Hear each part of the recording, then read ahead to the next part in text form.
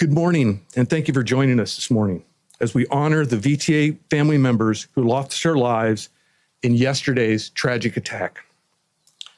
Today is a day to honor those individuals and their families. We want to support all our employees who are grieving, as we are all grieving.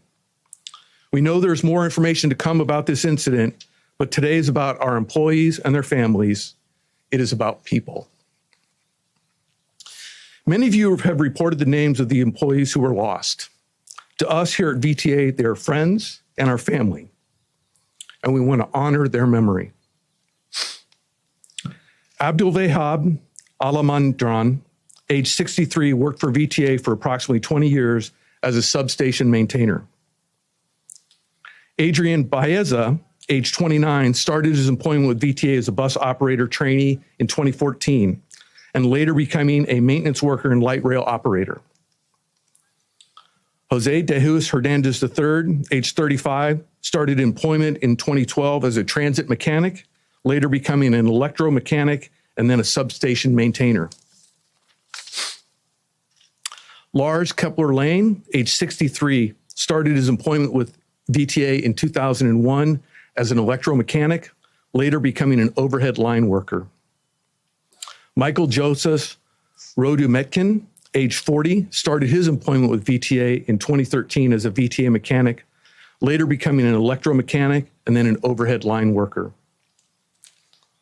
Paul Magia, age 42, started his employment in 2002 as a bus operator trainee, later becoming a light rail operator, transportation supervisor, transit division supervisor, and ultimately an assistant superintendent in service management.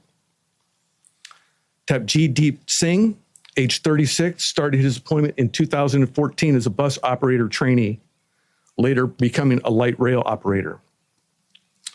Timothy Romo, age 49, started for VTA for over 20 years as an overhead line worker.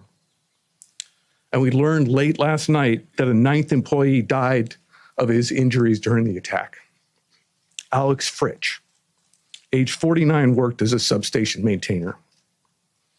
I would like to ask that we all take a moment of silence for our fallen workers.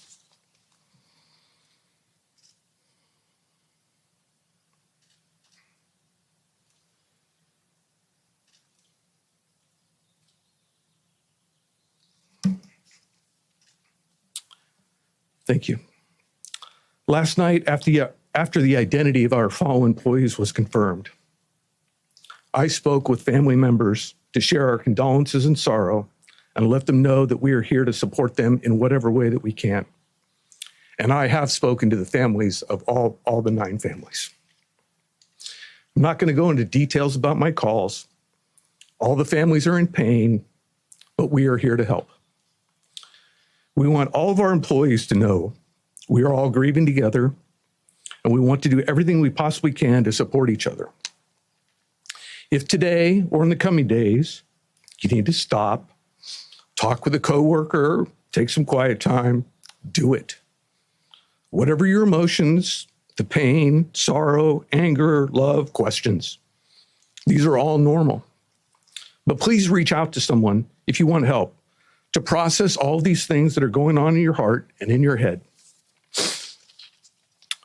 I want to thank all the union groups and transit agencies from across the country who've reached out to VTA to offer their support and help. I also want to thank all the nonprofits and other groups that have reached out with offers of support. It is awesome to see the caring and concern that people are showing. It helps the entire VTA family to know that we are not alone as we go through this journey. And I have just one more thing to add.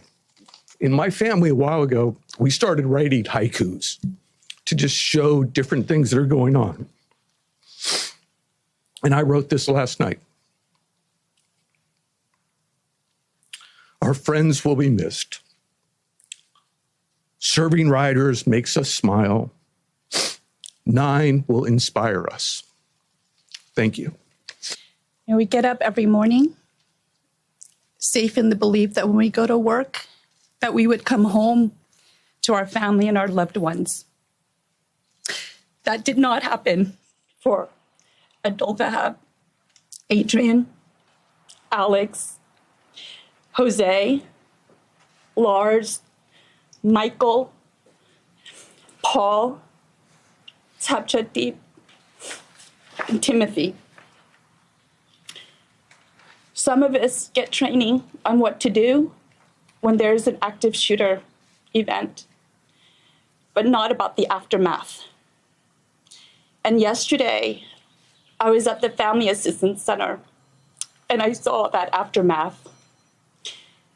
And I saw the immense pain in the faces of the families, and I heard their cries when they got the news.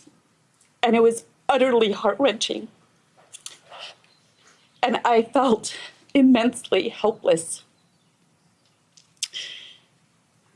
Yesterday, I also received a tremendous outpouring of support and solidarity from the transit community throughout the country, and from our sister and brother public agencies at all levels of government.